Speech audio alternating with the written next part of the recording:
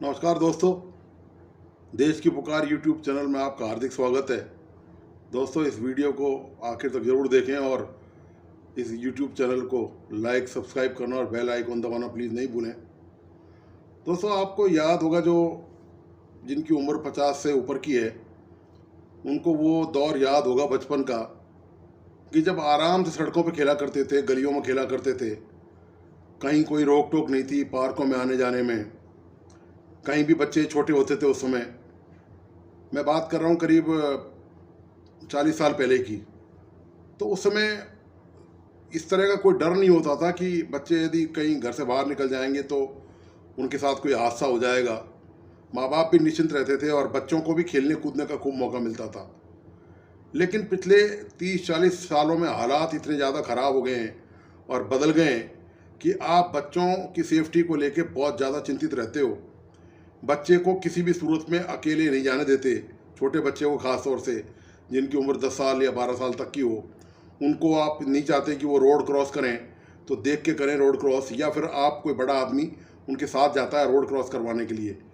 इतना डर भय पैदा हो गया है सड़कों पे चलने के लिए।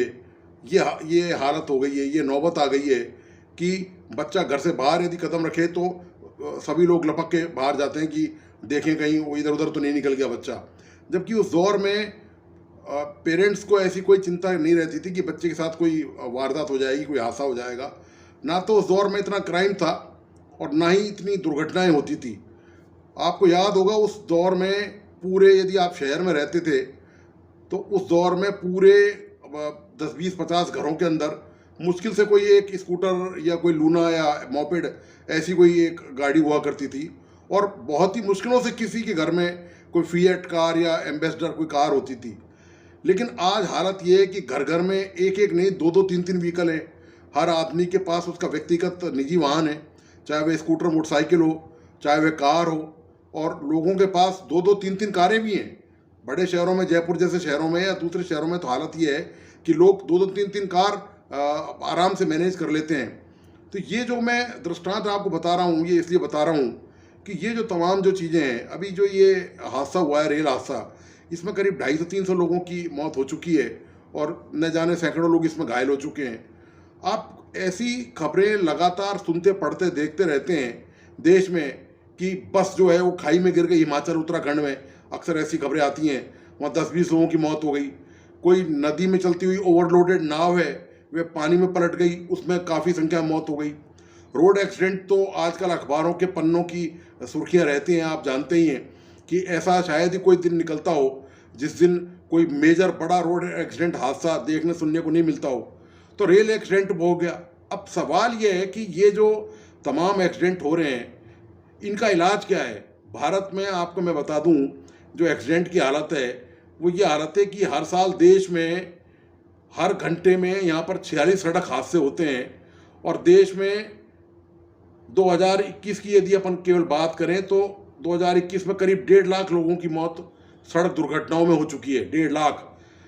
मतलब कहने का तात्पर्य यह है कि हमारी और आपकी ज़िंदगी जो है यहाँ पर सरकारों के हाथ में है, क्योंकि सरकार की जिम्मेदारी है सड़क बनाना, ट्रैफिक को नियंत्रण करना, वाहनों को संचालित करवाना, ट्रेन चलाना, हवाई जहाज चलवाना, बस चलवाना, टू व्हीलर चलवाना। तो उसके लिए जो कानून कायदे हैं वे आप और हम नहीं तय करते, वे सरकारें तय करती हैं।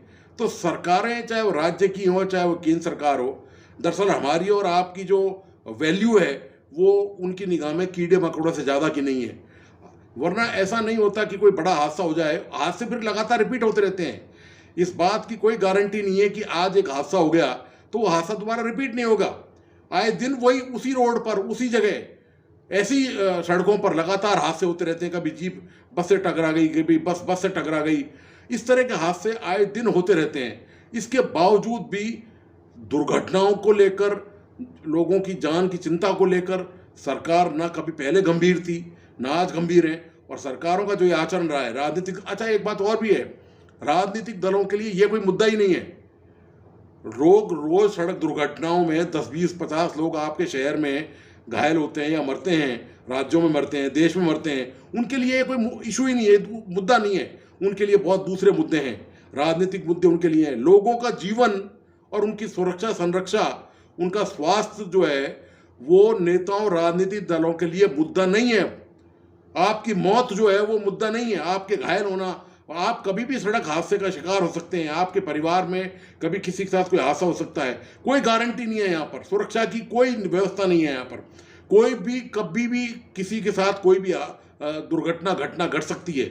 मतलब आप ये देखिए कि ये हालत हो चुकी है।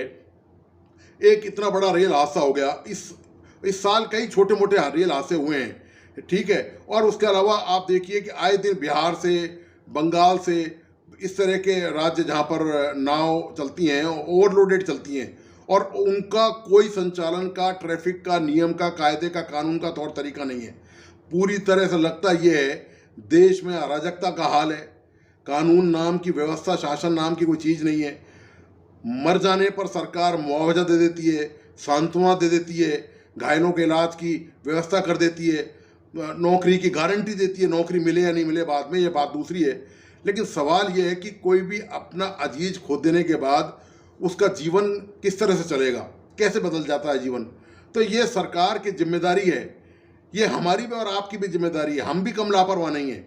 ये केवल मुद्दा जो है रोड एक्सीडेंट में मारे जाने का, ठीक है, ट्रेन हादसे में हमारी कोई जिम्मेदारी नहीं हो सकती, क्योंकि ट्रेन संचालन पूरी तरह सरकार करती है, उसका ऑपरेशन करना, उसका चलाना, उसको जो भी उसकी तकनीक व्यवस्था है वो सब सरकार के हाथ में। लेकिन सड़कों पर जिम्मेदारी हमारी भी बनती है। आप देखिए कि बच्चे जो है सड़कों पर कितनी तेज गति स्कूटर से, मोटरसाइकिल, स्कूटर लेके फर से आपके बगल से निकल जाते हैं, और आप दंग देखते हुए रह जाते हैं, और आप कुछ नहीं कर पाते।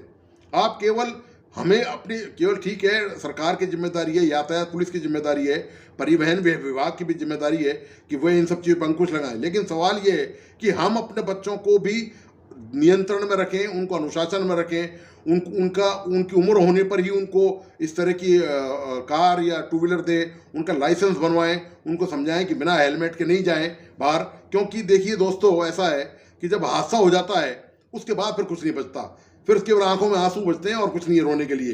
पूरा जीवन, एक जरा सी लापरवाही, गलती, पूरा जीवन परिवार को तड़पने को, कष्ट में रहने को मजबूर कर देती है। तो दोस्तों, इस इशू को उठाने का उद्देश्य यही था कि सरकार की जिम्मेदारियां निश्चित तौर पर हैं, और ज़्यादातर जिम्मेदारी सरकार की हैं, क्योंकि सड़कों का संचालन या सड़कों का जो भी ट्रांसपोर्टेशन की जिम्मेदारी वो सरकार की है। लेकिन सरकार कितनी लापरवाही और गैर जिम्मेदार है ये आप सब जानते हैं, आपको पता ही है। लेकिन ये जिम्मेदारी कहीं ना कहीं हमारी बनती है। हम अपने आप को कीड़े मकोड़े की मौत से मरने से बचाएं, यही हमारे और आपके सबके हित में है। तो थोड़ा सावधानी हम बचें, बाकी सरकार तो जैसी है वैसी है और चलती रहेगी।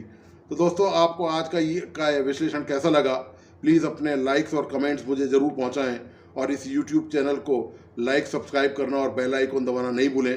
धन्यवाद, नमस्कार।